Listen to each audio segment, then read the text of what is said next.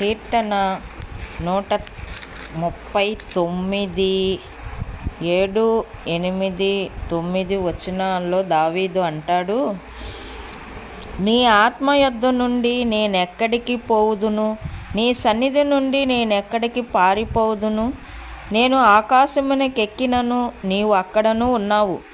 నేను పాతాళమందు పండుకొని ఉండినను నీవు అక్కడను ఉన్నావు. నేను ఏకునే రెక్కలు కట్టుకొని సముద్ర దిగంతములలో నివసించినను అక్కడను నీ చెయ్యి నన్ను నడిపించును, నీ కుడి చెయ్యి నన్ను పట్టుకొనును.